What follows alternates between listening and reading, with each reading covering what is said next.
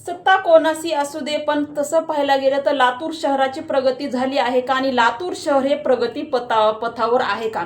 लातूर शहरातील समस्या तशा पाहायला गेल्या तर बोटावर मोजण्या इतपत नाहीत, परंतु काही अशा समस्या आहेत की कित्येक वर्षापासून लातूर शहर प्रगती पथावर आणि लातूर शहरातली गोरगरीब जनता भोगत आहे. लातूर शहरामध्ये होणारा अन्याय अत्याचार मिटला आहे का? महिलांवर होणारा अन्याय अत्याचार मिटला आहे का? लातूर शहरामध्ये जी सुशिक्षित बेकार लोकांची, विद्यार्थ्यांची संख्या वाढत आहे, त्यांच्या हाताला कुठंतरी काम मिळालं आहे का? आणि सगळ्यात महत्त्वाची गोष्ट मध्ये लातूर शहर हे प्रत्येक वेळी पाण्यासाठी चर्चेत आहे आणि लातूर शहरातील जनता ही पाण्यासाठी आजही वंचितच आहे. लातूर शहरामध्ये कित्येक पिढ्यापासून पाण्याचा प्रश्न सुटलेला नाही आणि सगळ्यात महत्त्वाचं म्हणजे लातूर शहरामधील जी कष्टकरी गोरगरीब जनता आहे, या गोरगरीब जनतेला हाताला काम नाही आणि हाताला काम नसल्यामुळं कष्ट करून त्यांचं घर भागवण होत नाही. अशा लोकांना खाजगी हॉस्पिटलचं बिल परवडतं का?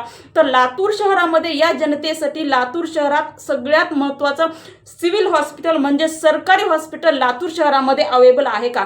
कुठलाही नेता आणि कुठलाही पक्षामधून जरी निवडून आला, कुठलाही नेता सत्तेमध्ये गेला, कुठलाही नेता खुर्चीवर बसला, तर लातूर शहर आतापर्यंत कुठल्याही प्रगती पथावर नाही. तेव्हा लातूर शहरातील जनतेने विचार करायचा आहे की नेमकं मतदान द्यावं तर कुणाला द्यावं. खरंच लातूर शहरात कित्येक वर्षापासून लातूर शहर हे अनाथच आहे आणि लातूर शहर प्रत्येक सुविधापासून आजपर्यंत वंचित आहे आणि याच्यानंतरही कुठला मायका लाल एखादा खुर्चीवर बसेल का आणि लातूर शहराची प्रगती करेल का? लातूर शहरातील ज्या जनतेला न्याय मिळेल का?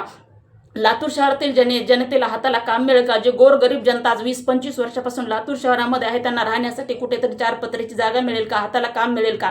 घरकुल, रस्ता, रोड, शाळा, कॉलेज, शिक्षण असली कुठलीही व्यवस्था लातूर शहरामध्ये आतापर्यंत कुठल्याही सत्ताधारी नेत्यानं आणलेली नाही आणि यापुढे ही सत्ता खरंच येईल का? म्हणून जनतेनं मतदान करताना विचारपूर्वक मतदान करावं की लातूर शहर नेमकं प्रगतीपथावर कसं जाईल आणि या जनतेला न्याय कसा मिळेल. तसं जनतेला माझी विनंती आहे की मतदान करताना विचार करून मतदान करा, अन्यथा जनतेनं ठाम निर्णय घ्यावा की कोणालाही मतदान द्यायचं नाही.